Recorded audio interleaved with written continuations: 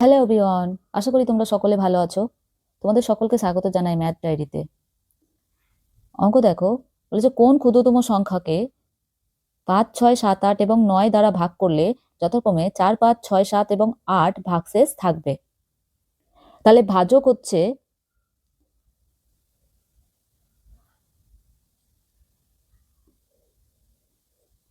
ভাজকগুলি হলো কি 5, 6, 7, 8 এবং 9, আর ভাগশেষগুলি হলো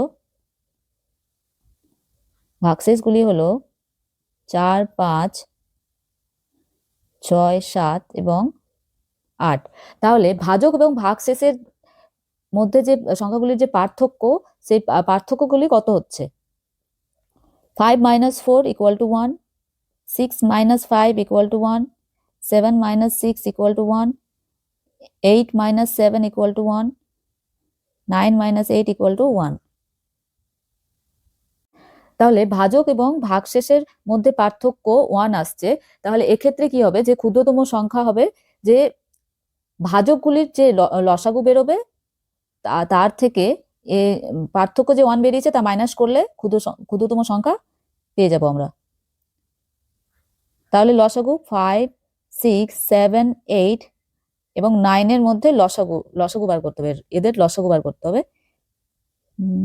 প্রথমে 2 দিয়ে করব, তারপর 3 দিয়ে,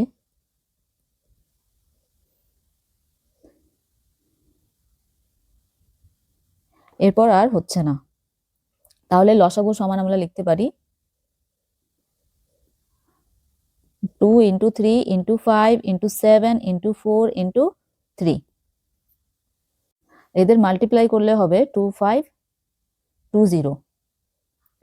তাহলে আর এর পার্থক্য 1 এসেছে সবগুলো, তাহলে পার্থক্য 1। তাহলে এখানে 2520 থেকে 1 মাইনাস করলে হবে 91, এখানে 2519। এ নম্বর হচ্ছে অ্যান্সার। পরের অঙ্ক দেখো, বলেছে হরি একটি ঘড়ি 10% ক্ষতিতে বিক্রি করলো। যদি সে আরো 54 টাকা বেশিতে বিক্রি করত তবে 8% লাভ হতো। তাহলে ঘড়িটির বিক্রয় মূল্য কত? তাহলে ধরি ক্রয় মূল্য সিপি টাকা আর বিক্রয় মূল্য এসপি টাকা। তাহলে এখানে বলেছে কি ঘড়িটি 10% ক্ষতিতে বিক্রি করলো, তাহলে তাহলে বিক্রয় মূল্য কত হচ্ছে? তাহলে এসপি ইকুয়াল টু 10% ক্ষতি, মানে 100-তে 10% ক্ষতি মানে হচ্ছে 90/100। কার উপর হচ্ছে এটা? সিপির উপর, ক্রয় মূল্যের উপর। তাহলে ইন্টু সিপি, তাহলে হচ্ছে কত?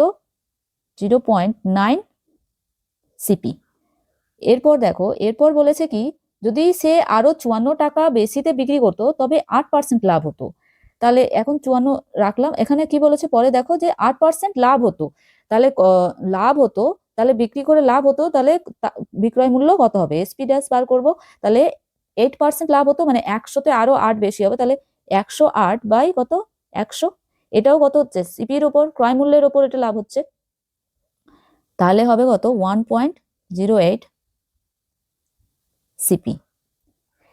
এরপর দেখো কি বলেছে, যে যদি সে আরো 54 টাকা বেশিতে বিক্রি করতো তাহলে 8% লাভ হতো।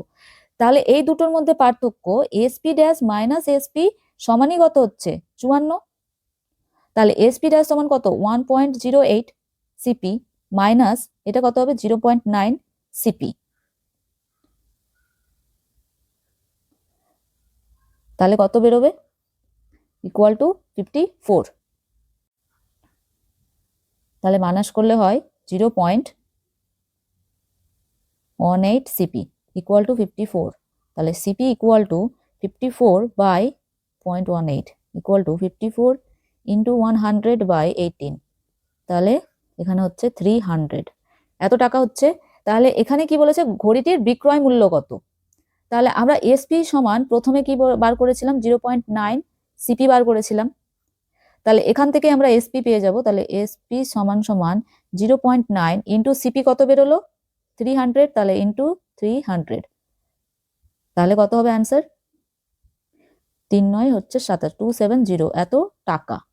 তাহলে এসপি। তাহলে ঘড়িটির বিক্রয় মূল্য কত হবে? 270 টাকা। পরের অঙ্ক দেখো, 4 টু দি পাওয়ার আছে 0.5 ইন্টু 0.5 টু দি পাওয়ার আছে 4 ইন্টু 2 টু দি পাওয়ার আছে 4। তাহলে এক্ষেত্রে 2 এর স্কোয়ার, তাহলে 0.5 আছে মানে 5/10 ইন্টু 0.5, একে 5/10 যদি করি তাহলে টু দি পাওয়ার 4 হচ্ছে, ইন্টু 2 টু দি পাওয়ার 4।